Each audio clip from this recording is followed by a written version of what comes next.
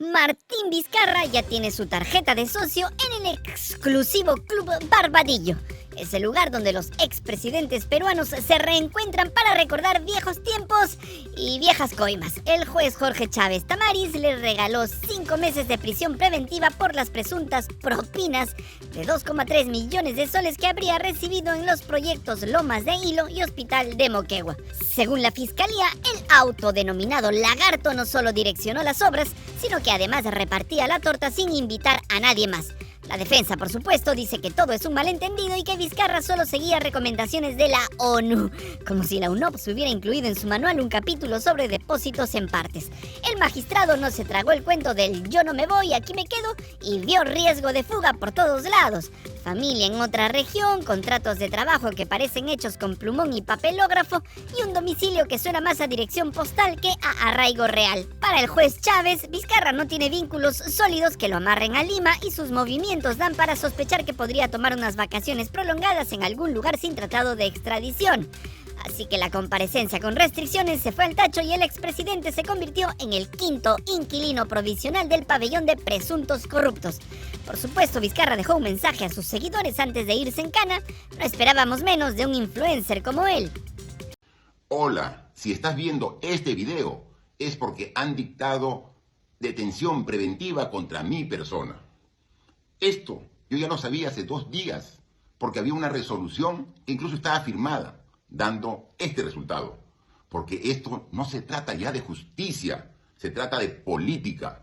Hay un pacto mafioso que está gobernando el Perú desde las sombras y está copando todas las instituciones y poderes del Estado. Y ahora lo demuestra metiéndose al poder judicial. Mientras tanto, su abogado insiste en que todo es una exageración, que su cliente siempre se presentó a las citaciones y que si fuera a huir ya lo habría hecho. Pero el juez no pensó lo mismo y con esta decisión el caso avanza con Vizcarra tras las rejas y la prensa apuntando a Barbadillo como la nueva sede de la cumbre de expresidentes caídos. Porque ya sabemos que en este país de juguete la historia no se repite, se actualiza. Parece que en la fiscalía están jugando al zapatito roto cámbialo por otro de alto nivel, pero con piezas marcadas. Se decidió que Patricia Benavides no vaya al Jurado Nacional de Elecciones, porque hasta en la Junta de Fiscales Supremos entendieron que el conflicto de intereses ahí gritaba, así que mejor Delia Espinosa le dio la silla de Zoraida Ábalos en la Segunda Fiscalía Suprema Penal. El resultado, Zoraida ahora se encargará de la fiscalía que investiga el caso de Emma Benavides, acusada de liberar narcos a cambio de coimas, y Patricia tendrá en sus manos la investigación contra José Gerí por desobediencia. Un enroque digno de ajedrez si el objetivo fuera proteger reyes, no buscar justicia. Y hablando de Gerí, el hombre no solo es el presidente del Congreso, sino también el mismo que en 2023 votó a favor de inhabilitar a Zoraida Ábalos en un proceso tachado de político hasta por las paredes del hemiciclo.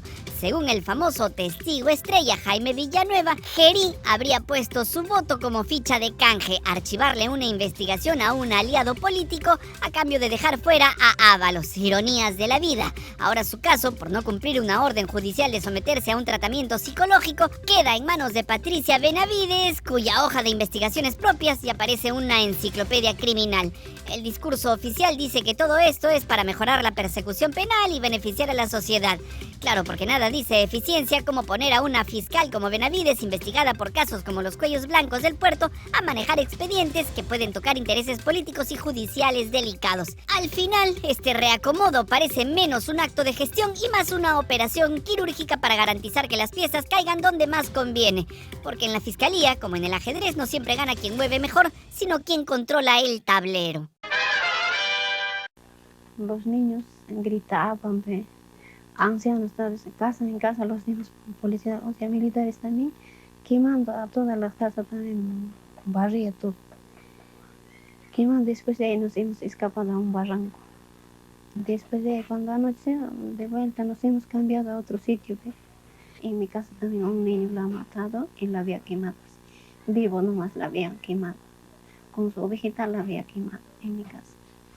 Ese día reunieron a las familias en 2 casas, separaron a las mujeres y a los niños de los hombres y los ancianos y sin dar ninguna explicación abrieron fuego con fusiles automáticos. Después, para borrar evidencias, arrojaron granadas y prendieron fuego a las casas carbonizando los cuerpos dentro. Entre las víctimas habían bebés de pocos meses y niños de hasta 14 años. Se trata de uno de los episodios más atroces ocurridos en el Perú durante el conflicto armado interno y fue cometido por militares, no por senderistas.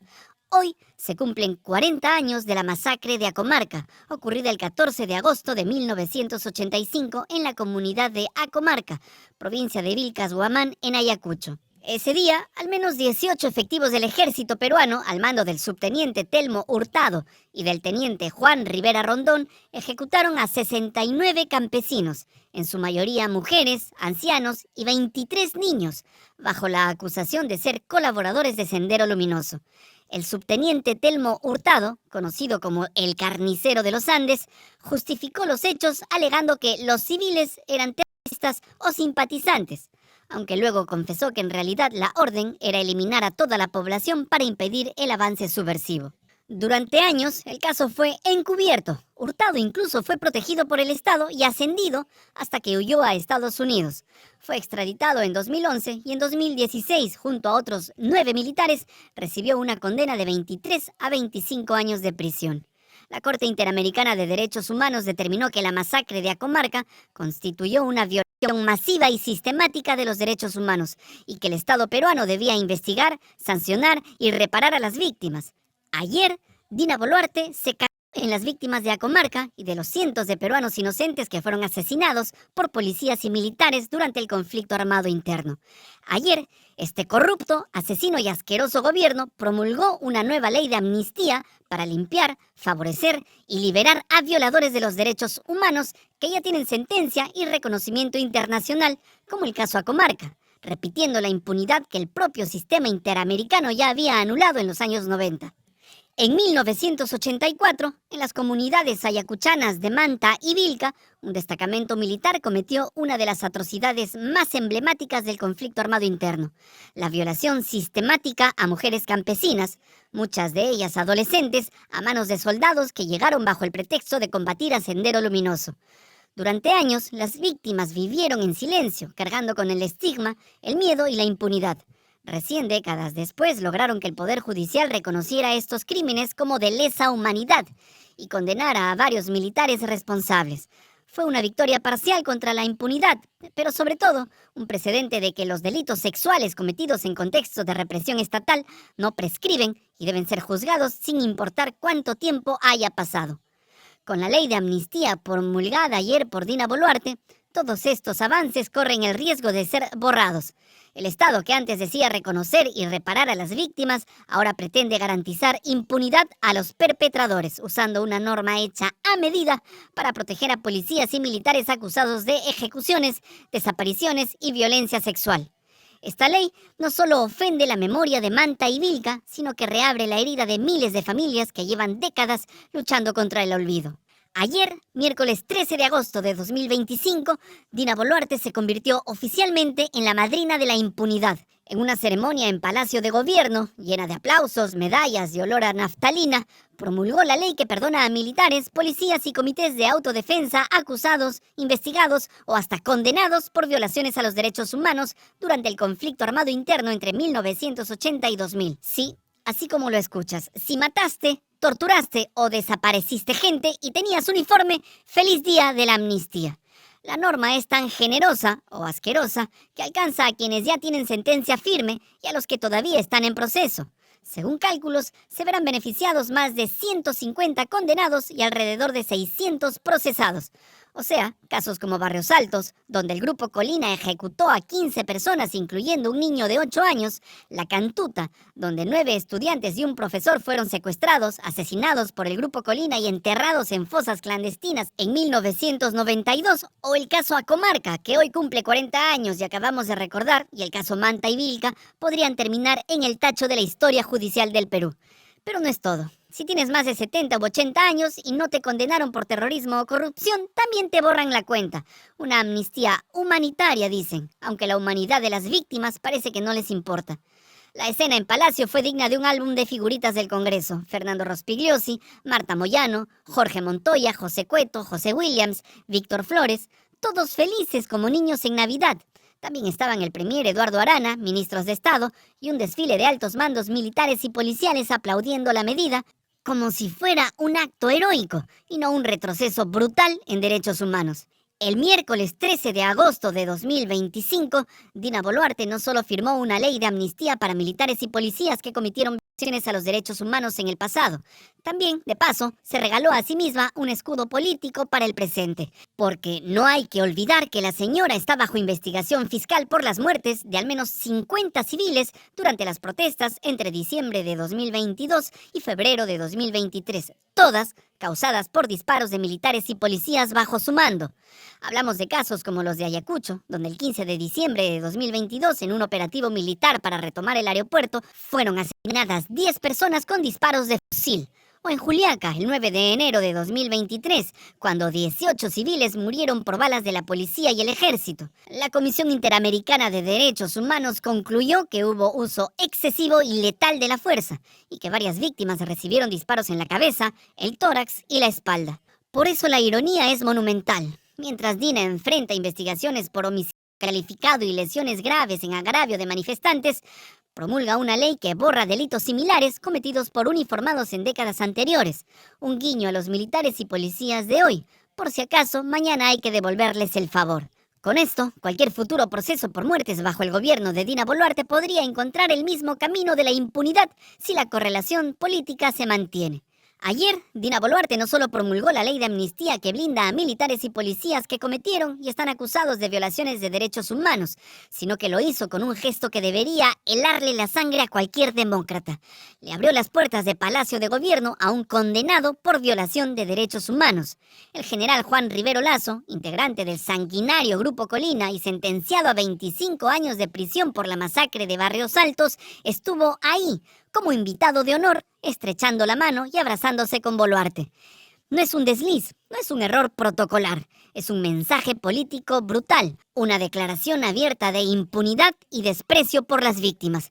Cuando el poder se abraza con el verdugo, de eso no se vuelve jamás.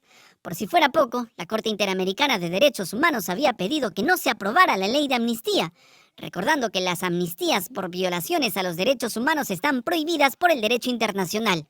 Pero Dina respondió con su ya clásico «El Perú no es colonia de nadie» y que aquí manda ella. Claro, manda hasta que llegue la próxima condena internacional que la termine enviando a la cárcel y el Estado tenga que pagar millones en indemnizaciones. Organismos como Human Rights Watch han dicho que esto es un golpe directo a la justicia y una invitación a la impunidad. Y tienen razón, se borra de un plumazo el trabajo de jueces, fiscales y testigos que durante décadas han intentado que estos crímenes no queden en el olvido.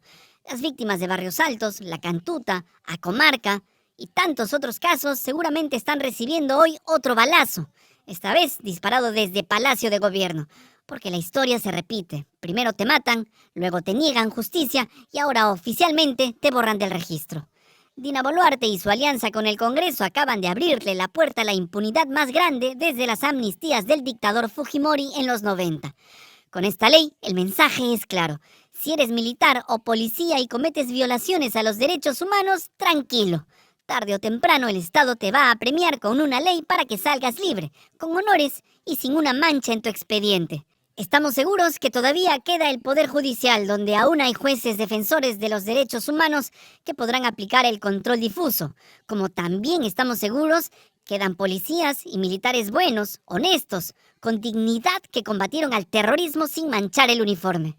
Por más leyes de amnistía que firme rodeada de uniformados y congresistas complacientes, Dina Boluarte no podrá borrar las muertes que cargan su nombre. La historia ha demostrado que ninguna cortina legal resiste el peso de la justicia internacional. Las amnistías de Fujimori cayeron y esta también caerá.